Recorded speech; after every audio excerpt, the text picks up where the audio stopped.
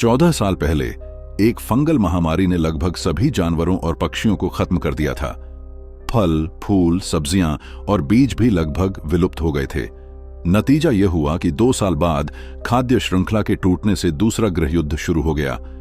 उसके 1 साल बाद पूरी धरती अकाल की चपेट में आ गई। भूख इतनी भयानक हुई कि लोग जिंदा रहने के लिए एक दूसरे को खाने लगे।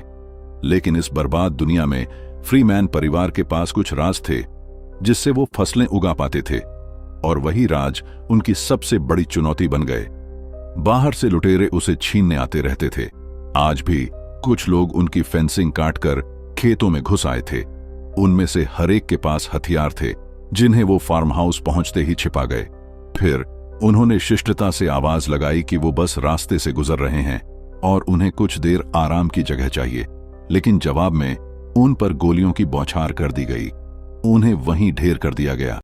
खास ख्याल रखा गया कि कोई भी फार्म से भाग न पाए, क्योंकि अगर एक भी बच गया और भाग निकला तो वो और लोगों को लेकर वापस आएगा। 40 एकड़ सिर्फ एक फार्म नहीं, यह आशा, पहचान और संघर्ष की एक गाथा है। फार्म की मालकिन हैली की 3 बेटियां और एक बेटा था, और उन सभी को हथियार चलाना आता था।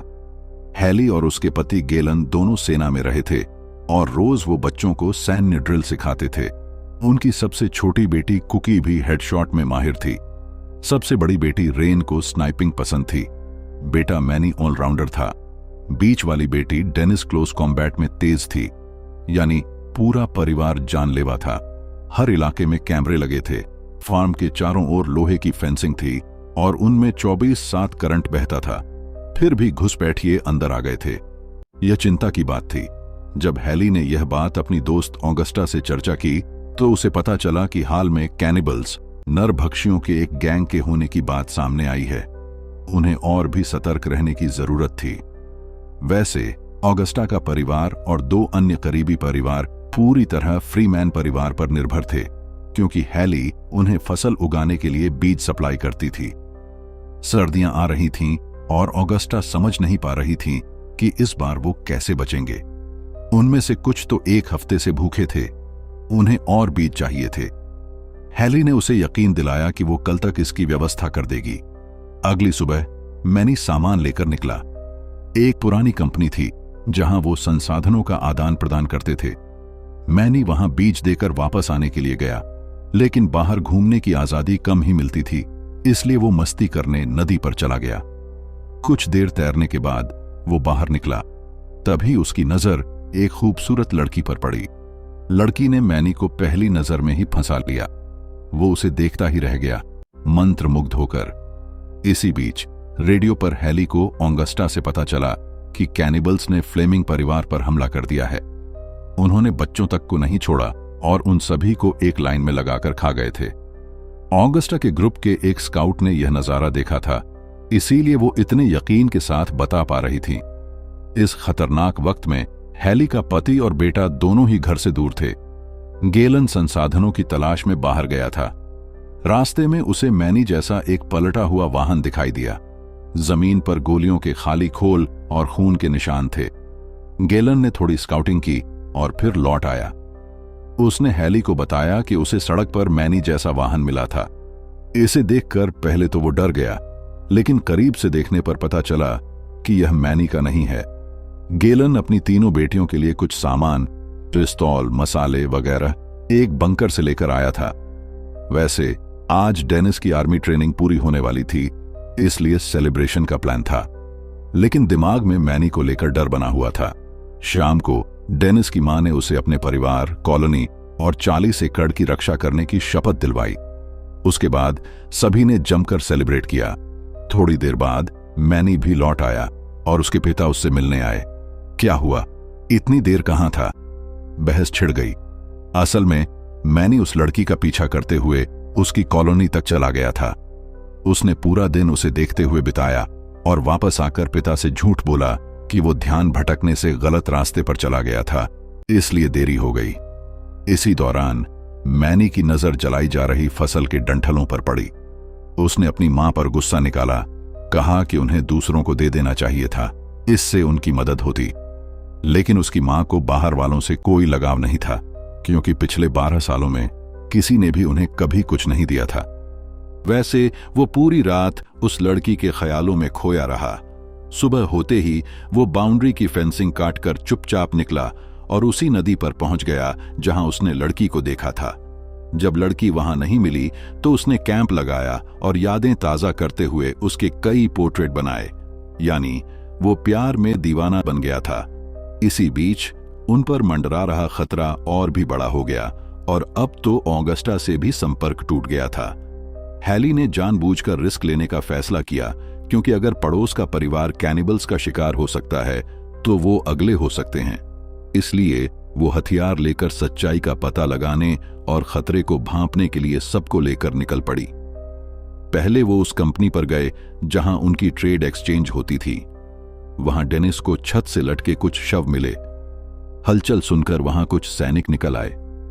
दोनों ग्रुप्स के बीच गोलियां तन गईं, लेकिन फिर उन सैनिकों ने सरेंडर कर दिया और कहा कि यूनियन ने उन्हें स्थानीय किसानों की रक्षा के लिए भेजा है। गैलन ने जवाब दिया, तुम्हें फ्लेमिंग की प्रॉपर्टी की रखवाली करनी थी, तुम यहां क्या कर रहे हो? अगले ही पल गैलन ने उन्हें गोलियों से भून दिया। असल में ऑगस्टा ने उन्हें पहले ही बता दिया था कि फ्लेमिंग पर हमला हुआ और उनका सफाया हो गया। मतलब ये यूनियन के सैनिक नहीं थे, ये कैनिबल्स थे जो भेस बदल कर आए थे। वहां ठहरना खतरनाक था। उन्होंने जल्दी से सामान जमा किया। एक कैनिबल मरने का नाटक कर रहा था। उसने मौका पाकर डेनिस को 2 गोलियां मारी और भाग निकला। फ्रीमैन परिवार ने उसे जितनी जल्दी हो सके वापस घर पहुंचाया। उसका इलाज बेसमेंट में हुआ, लेकिन यह तय नहीं था कि वो बचेगी या नहीं। उसके बाद हैली लगातार ऑगस्टा से संपर्क करने की कोशिश करती रही, लेकिन कोई जवाब नहीं आया। उसी रात एक और वाकया हुआ। मैनी गार्ड ड्यूटी पर था कि उसे फेंसिंग के बाहर हलचल सुनाई दी। वो वही लड़की थी जिसे उसने नदी के किनारे देखा था। वो बुरी तरह घायल थी और उसने मैनी से मदद की गुहार लगाई। इसी बीच हैली ने सभी को हिदायत दी कि जब तक ऑगस्टा का कोई संदेश नहीं आ जाता, तब तक उन्हें हर वक्त सोते जागते सतर्क रहना होगा। कोई कैनिबल यूनियन सैनिकों का भेस बदल कर आ सकते हैं। अभी वो किसी पर भरोसा नहीं कर सकते थे। लेकिन उसके उलट मैनी ने चुपके से उस लड़की को बाड़े के अंदर बांध दिया। सुबह जब वो उसे खाना, पानी और दवा देने गया तो उसने उस पर हमला कर दिया, यह सोचकर कि उसने उसका अपहरण करके यहां रखा हुआ है। फिर मैनी ने सब कुछ समझाया और उसे बताया कि अगर उसकी मां को इसकी भनक भी लगी तो उसे मार डाला जाएगा। 40 एकड़ एक विशाल इलाका है। निगरानी के लिए पहले ही लोगों की कमी थी और अब मैनी भी अपनी पोस्ट से गायब था। ऐसा लग रहा था कि कोई घुस आया है। हैली ने तुरंत रेडियो पर कुकी को आदेश दिया कि वह दक्षिणी सेक्टर में एक्टिविटी मॉनिटर करे, लेकिन कुकी भी अपनी पोस्ट पर नहीं थी। तब हैली ने रेन को आदेश दिया कि वो जितनी जल्दी हो सके अपनी बहन को ढूंढे, उसे मॉनिटर तक ले जाए और खुद अपनी पोस्ट संभाले। इसी बीच मैनी ने लड़की के घावों को टांका और उसे बंदी बनाकर रखने की असली वजह बताई। वह जानने के लिए बेताब था कि वो कहां से आई है और उसे फार्म के बारे में किसने बताया, क्योंकि उनका फार्म 40 एकड़ के जंगल के ठीक बीच में था। कोई भी आसानी से इस जगह के बारे में पता नहीं लगा सकता था। लड़की का असली मकसद क्या था और वो कौन लोग थे जिन्होंने उस पर हमला किया। लेकिन लड़की ने कुछ भी बताने से इनकार कर दिया, बल्कि गुस्से में उसने कहा कि उसे अपने परिवार को ढूंढना है और मैनी ने उसे यहां कैद कर रखा है। यह सुनकर मैनी ने उसके हाथ खोल दिए। फिर लड़की ने सच बताया। वो यहां सिर्फ रेडियो का इस्तेमाल करके अपने परिवार से संपर्क करने आई थी।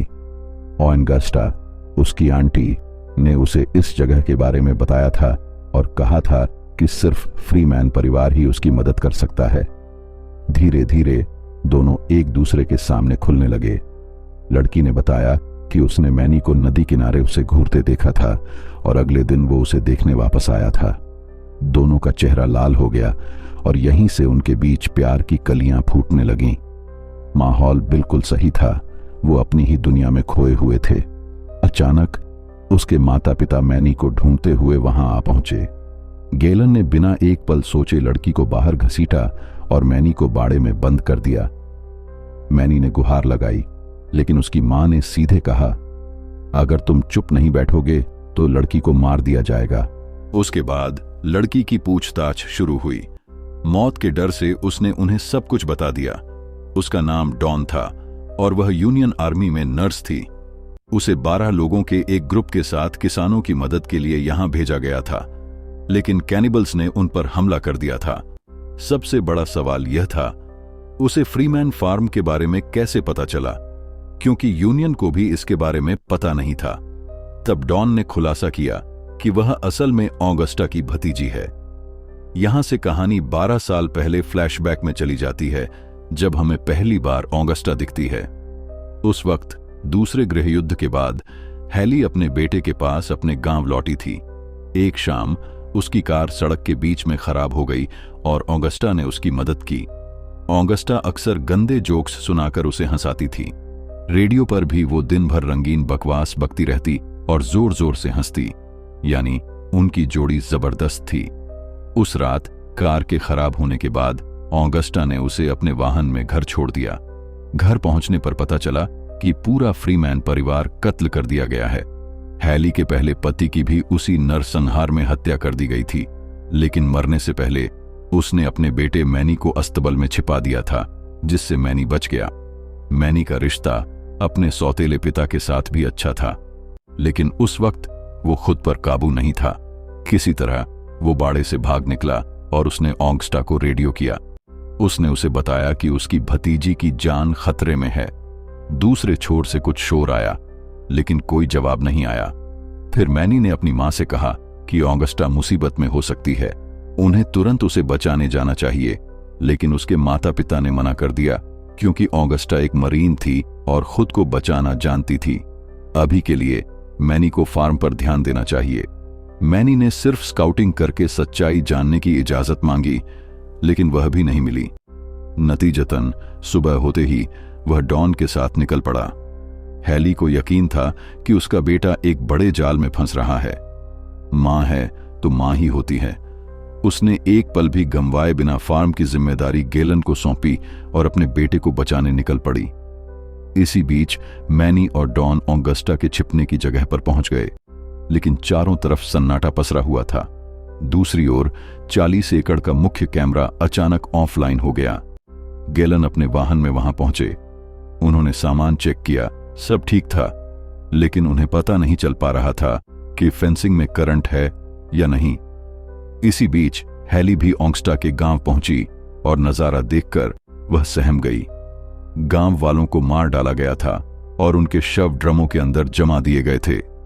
इसी दौरान डॉन मैनी को एक ट्रेलर के अंदर ले गई और दरवाजा बंद कर दिया। वहां उसने असली सच्चाई बताई। असल में कैनिबल्स ने उसे एक मोहरे की तरह इस्तेमाल किया था, ताकि वो उन्हें 40 एकड़ तक ले आए। उसकी आंटी और बाकी गांव वाले उनकी हिरासत में थे। उसके पास इसके अलावा कोई चारा नहीं था कि वो ऐसा करे ताकि मैनी उसे फार्म से दूर ले जाए।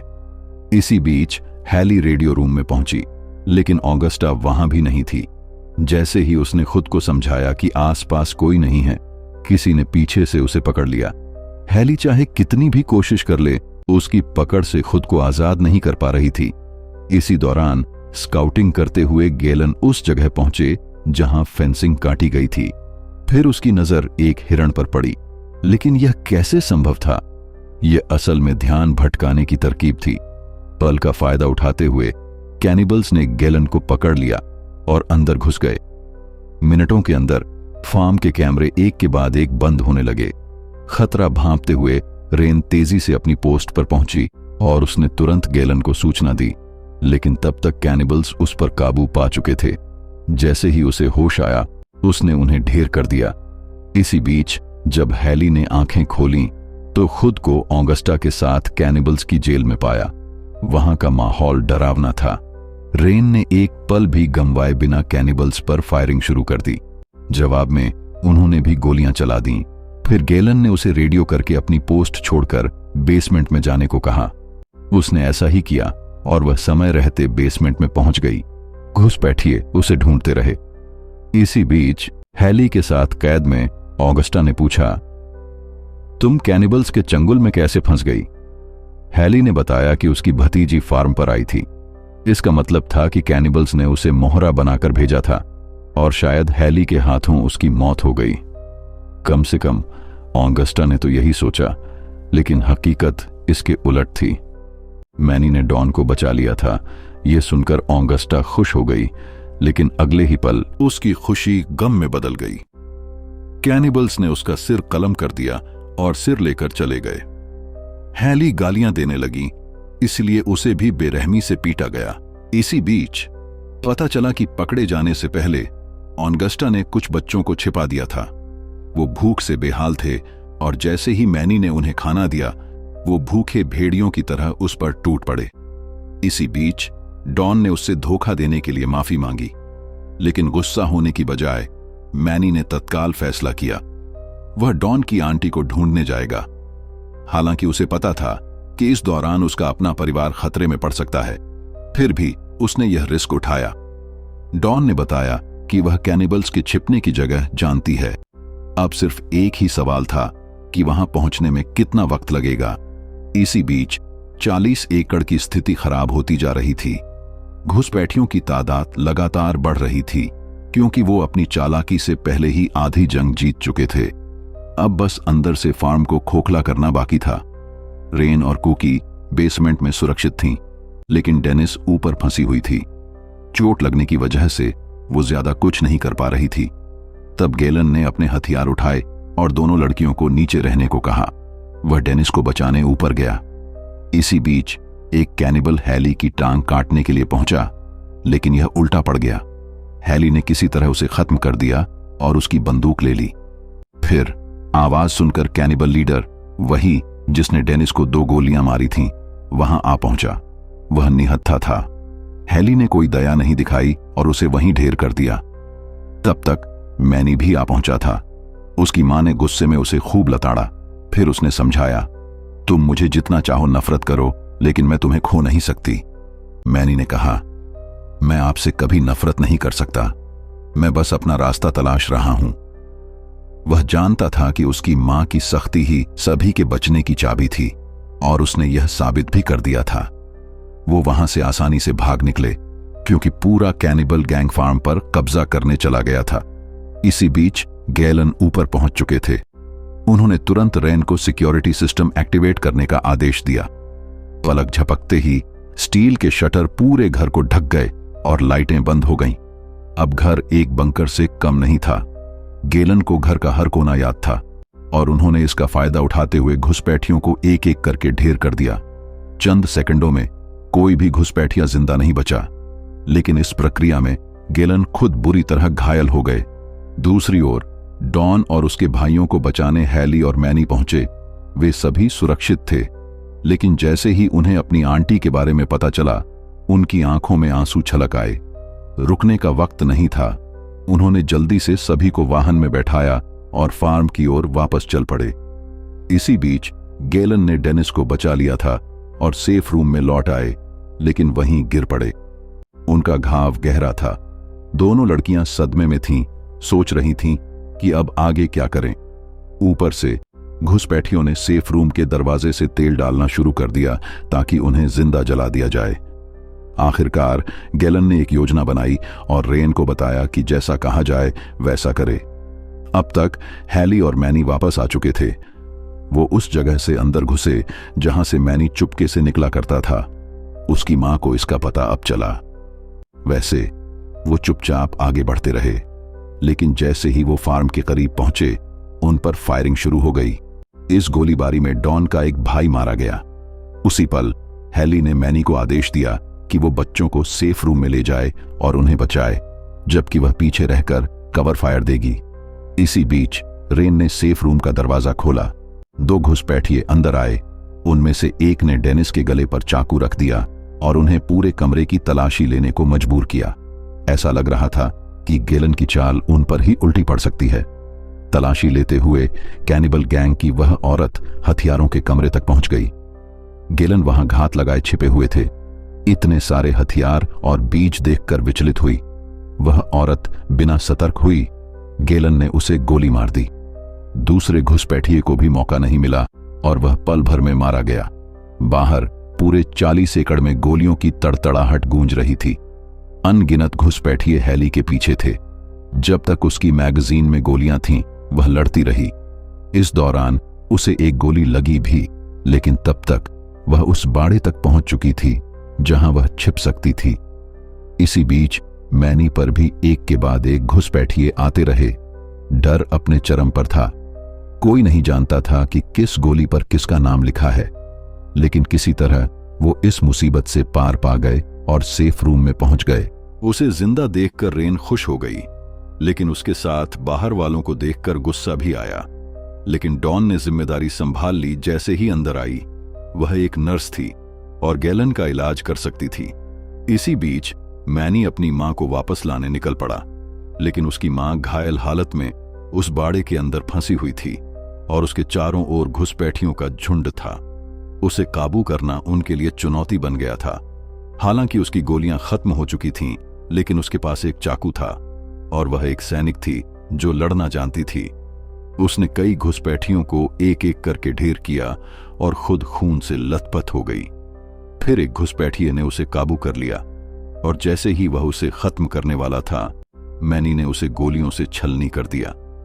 अब हैली के बचने की कोई उम्मीद नहीं थी, इसलिए उसने जल्दी से सभी बच्चों के बारे में पूछा ताकि वह चैन से मर सके। मैनी ने उसे बताया कि उसकी सभी बहनें ठीक हैं, लेकिन इस सारी अफरा तफरी में हैली एक चीज भूल गई। उसे मैनी से सेफ रूम के अंदर रहने को कहना चाहिए था। यह कहते ही उसकी चेतना खो गई और तभी मैनी को एहसास हुआ कि उसकी मां उन्हें बचाने के लिए कितनी दूर तक जा सकती थी और उसने वैसा ही किया था। वैसे वह जल्द ही इस सदमे से उबर गई। उन्होंने फिर से खेती भी शुरू कर दी, लेकिन सबसे बड़ा ट्विस्ट तब आया जब पता चला कि हैली बच गई है। अब एक सवाल जो सभी के मन में होगा, जब पूरी धरती अकाल की चपेट में थी तो फ्रीमैन परिवार का 40 एकड़ का फार्म कैसे एक चमत्कार की तरह उपजाऊ और हरा भरा बना रहा। हालांकि फिल्म इसे सीधे तौर पर नहीं समझाती, लेकिन यह जरूर बताती है कि फ्रीमैन परिवार ने पीढ़ियों से पारंपरिक तरीकों से उस जमीन की देखभाल की थी। उन्होंने आधुनिक तकनीक या जेनेटिकली मॉडिफाइड बीजों पर निर्भर नहीं रहे थे। इससे संकेत मिलता है कि पुराने तरीके ही फंगस प्रतिरोधी साबित हुए होंगे। रहस्य बनाए रखने के लिए फिल्म जानबूझकर नहीं बताती कि फार्म कैसे बचा। इससे और भी सस्पेंस बनती है, क्योंकि बाहर की दुनिया तबाह है, लेकिन यह जगह उपजाऊ और सुरक्षित है। इसीलिए बाहर वाले उस जमीन को हासिल करना चाहते हैं। यानी कहानी की ताकत इस बात में है कि जब सब कुछ तबाह हो जाता है तो आशा का एक छोटा सा टुकड़ा 40 एकड़ बचा रहता है। तो दोस्तों, ये थी फिल्म 40 एकड़ की कहानी। हमें उम्मीद है कि आपको यह कहानी पसंद आई होगी।